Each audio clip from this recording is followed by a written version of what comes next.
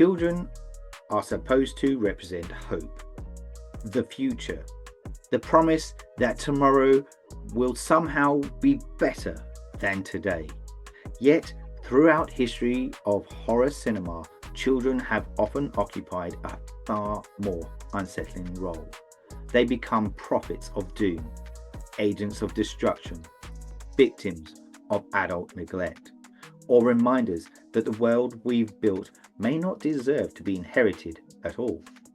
Horror repeatedly returns to childhood, not because children themselves are frightening, but because they embody our deepest anxieties about what comes next. What happens when innocence is corrupted? When the next generation turns against us?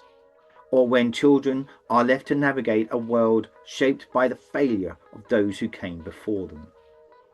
In this episode of Resurrected Horrors, we're exploring 4 milestone horror films that examine childhood through remarkably different lenses.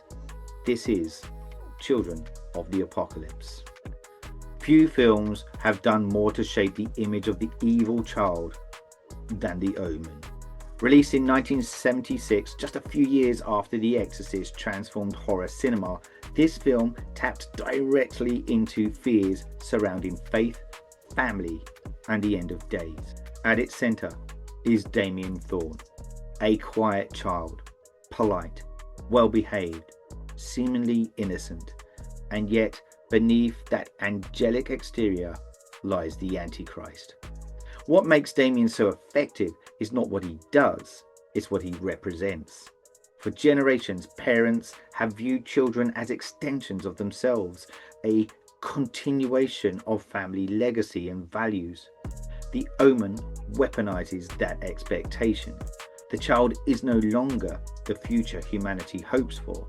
He is the future humanity fears. As Robert Thorne gradually uncovers the truth, he is confronted by an impossible reality. The son he loves may also be the instrument of humanity's destruction. The horror emerges not from monsters lurking in shadows, but from a deeply personal betrayal of trust and expectation. The apocalypse has entered the family home, and it arrived disguised as a child. If The Omen asks whether evil can inhabit childhood, who can kill a child poses an even more disturbing question. What if children are not the villains at all? Directed by Narciso Ibáñez Salvador, this Spanish horror classic begins with a British couple when they arrive on a seemingly idyllic Mediterranean island. The streets are quiet, the beaches deserted. Only children remain. At first, the situation appears strange. Soon, it becomes horrifying. The children have systematically murdered every adult on the island. What follows is one of horror cinema's most uncomfortable moral dilemmas. Unlike Damien Thorne, these children are not supernatural embodiments of evil. Instead, they function as a form of collective judgment. The film opens with documentary footage depicting wars, famine, and atrocities committed against children throughout history. Its implication is impossible to ignore. Adults have spent centuries inflicting violence upon the young. Now that violence has returned. The result is not simply a horror film about murderous children, it is an accusation directed at society itself. The title becomes increasingly agonizing. Who can kill a child? And perhaps more importantly, why would a world ever create circumstances where such a question needs to be asked? The most fascinating entry in our discussion may be the one least interested in traditional horror. Released the same year as The Omen and Who Can Kill a Child, The Little Girl Who Lives Down the Lane offers a radically different perspective. At first glance, 13-year-old Ryan Jacobs appears independent beyond her years, living alone in a large house, managing her own affairs, protecting her privacy from increasingly intrusive neighbours. But beneath the mystery lies something far more tragic. Unlike Damien or the children of Almanzora, Rin is not a threat. She is a survivor. Throughout the film, adults repeatedly attempt to manipulate, control, or exploit her. The true danger does not come from childhood, it comes from adulthood. Predatory behavior, abuse of authority, the refusal to respect a young person's autonomy. What makes the film remarkable is its inversion of traditional horror conventions. For once, the child is not the monster, the child is trapped in a world filled with monsters, and the audience finds itself rooting for her attempts to protect herself at any cost. 30 years later, the host would revisit many of these ideas from a modern perspective. Directed by Bong Joon-ho, the film begins with a monster emerging from the Han River and plunging Seoul into chaos. At the center of the story is Hyun-soo, a young girl abducted by the creature during the initial attack.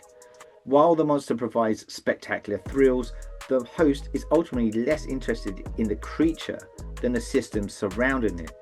Government agencies, military intervention, public health bureaucracy, authority figures who consistently fail the people they claim to protect. In many ways, Hyun-soo becomes the emotional heart of the narrative. She survives not because institutions save her, she survives despite them. Unlike the children explored earlier in this episode, Hyun-soo is neither villain nor avenger. She represents resilience, hope, the possibility that future generations may endure even when the structures around them collapse. It is a subtle but significant evolution of the theme. The children is no longer an omen of destruction, she is a reason to keep fighting. Across decades of horror cinema, children have served many purposes. They have been devils, executioners, victims, survivors. Yet these films reveal a common truth. The most frightening thing about children in horror is really the children themselves. Instead, they reflect adult fears back at us.